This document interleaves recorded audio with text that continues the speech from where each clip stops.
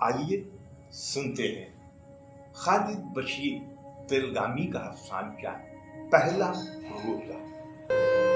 افطار میں ابھی آدھا گھنٹہ باقی تھا۔ ضمیر صاحب افطار کے انتظامات میں مصروف تھے اور 10 سالہ گڈو اپنے پاپا کے موبائل فون پر۔ دراصل آج گڈو کا پہلا روزہ تھا۔ وہ اپنے دوستوں کو فون پر یاد دلا رہا تھا کہ اسے افطار میں آنا ہے۔ اچانک وہ چیخ پڑا، پاپا فیس بک پر یہ ویڈیو دیکھیے تو۔ ضمیر صاحب نے بیٹے کی تسلی کے لیے ویڈیو دیکھا۔ ہاں، کسی افطار پارٹی کا ویڈیو ہے، جیسے تمہارے یہاں افطار پارٹی ہے۔ اس میں کیا خاص بات ہے؟ پاپا، یہ میری کلاس فیلو زبیر کی افطار پارٹی ہے۔ آج اس کا بھی پہلا روزہ ہے۔ دیکھیے کتنی شاندار پارٹی لگ رہی ہے۔ 14-15 آئٹم ہیں اور ایک ہماری پارٹی ہے۔ گڈو کی آواز میں اداسی تھی۔ بیٹی، روزے کا اجر ڈھیر ساری پکوان سے نہیں ملتا۔ قرآن بتاتا ہے کہ روزے کا مقصد تقویٰ۔ تمہارے دوست کی پارٹی میں تقویٰ نہیں، نمائش نظر آ رہی ہے۔ تم کیا چاہتے ہو، نمائش یا تقویٰ؟ سوری پاپا، میں غلط ویڈیو سے متاثر ہو کر روزے کا مقصد بھول گیا تھا۔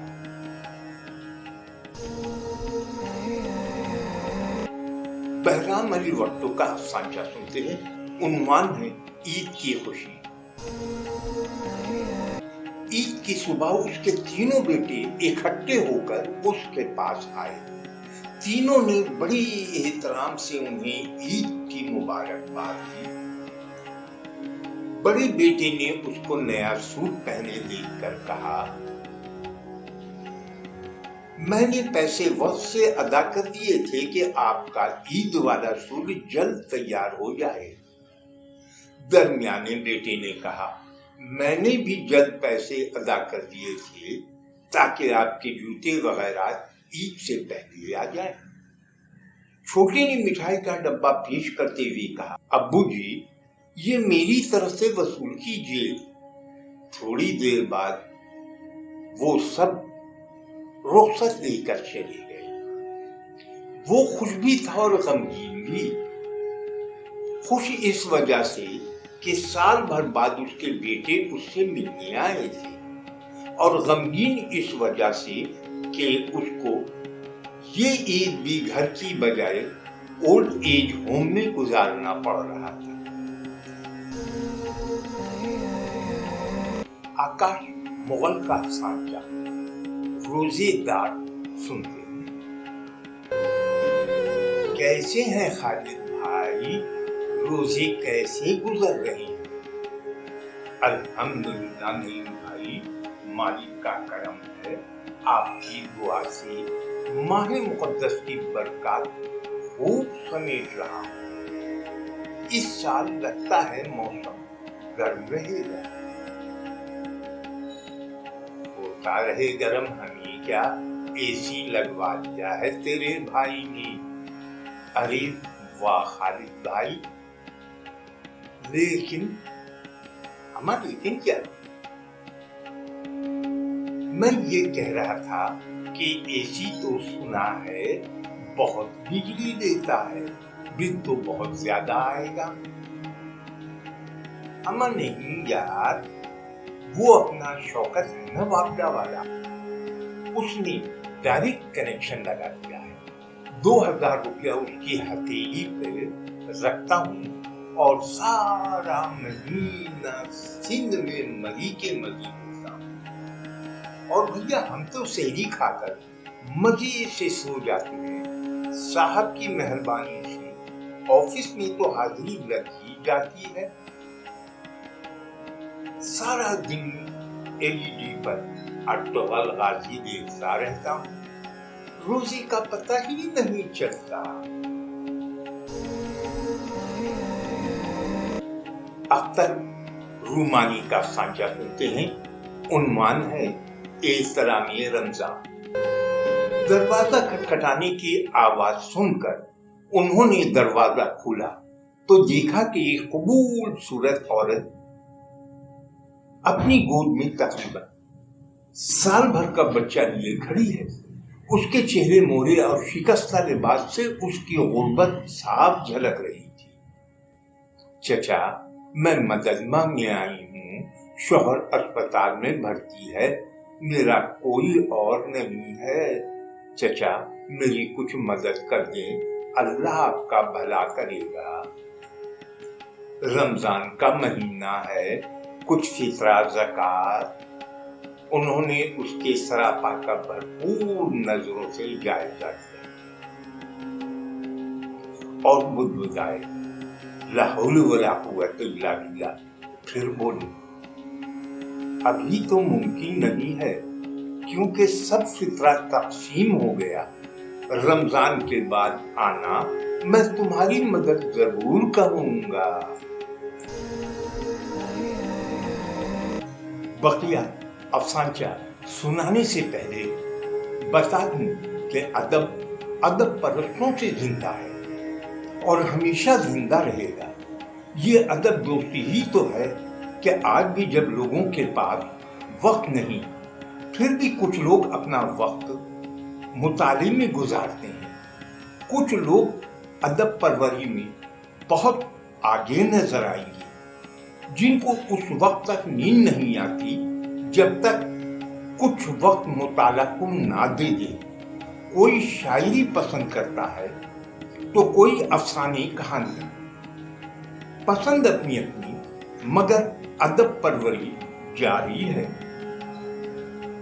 अफसानचा भी अदब ही की सिंफ सुखन है, जिसे माजी में अहमियत नहीं दी गई, मगर अब हर जबान में ज्यादा से ज्यादा मिनी कहानियां, फ्लश फिक्शन, लघु कथा लिखी जा रही है। हमने भी बीड़ा उठाया है कि अफसानचे को इसका मुकाम दिलाएंगे, ज्यादा से ज्यादा अफसानचा निगार सामने लाएंगे। क्या आप इस कारजार में हमारा साथ देंगे? मगर किस तरह? YouTube पर हमारे चैनल दुनियाई अफसानचा को सब्सक्राइब करना है, दोस्तों को भी इस चैनल की जानिब राग़िब करना है। आइए सुनते हैं खालिद शेख ताहिरी का अफसानचा पूरे रोज़ी। उसने जल्दी जल्दी पानी का गिलास खाली किया और बाहर निकल आया। उसका दोस्त इंतजार में खड़ा था। उसे देखकर वो बोला, यार, सलीम को देखा? एक भी रोजा नहीं रखता और सरेआम खाता पीता भी है। कुछ तो इहतराम करे, उसे सबक सिखाना पड़ेगा। दूसरा दोस्त, हाँ यार, कोई शर्म व हया ही नहीं। पता नहीं माँ बाप ने कैसी तरबियत की है। अच्छा ये बता, तुमने कितने रोजे रखे? अल्हम्दुलिल्लाह, अभी तक पूरे रोजे रखे हैं, इसीलिए तो लोगों को तबलीग करता हूँ। परवेज अनीस का अफसानचा सुनते हैं। उन्वान है शर्म आती है। शर्फू तपती दोपहर में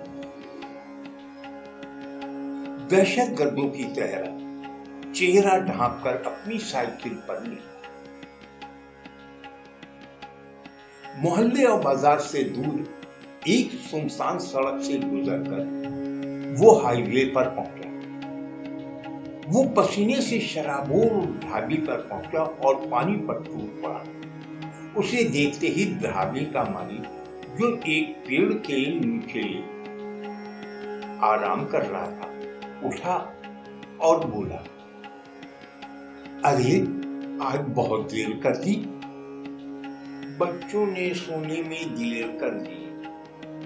शरफू ने पसीना पोंछते हुए कहा, रोज इतनी तेज धूप में आते हो, इससे अच्छा घर पर ही क्यों नहीं खा लेते। ढाबे के मालिक ने परतजुर्फी अल्फाज लहजे में पूछा। शरफू थोड़ी देर खामोश रहा, फिर लजाहत से जवाब दिया, शर्म आती है, अब दोनों बच्चे भी रोजा रखने लगे हैं, तो फिर तुम भी रोजा रख लिया करो, ढाबे के मालिक ने कहा। रोज इसी नियत से सहरी करता हूँ, लेकिन दोपहर तक कुव्वते बर्दाश्त जवाब दे जाती है। एक सर्द आह लेकर शरफू ने अपनी बात जारी रखी।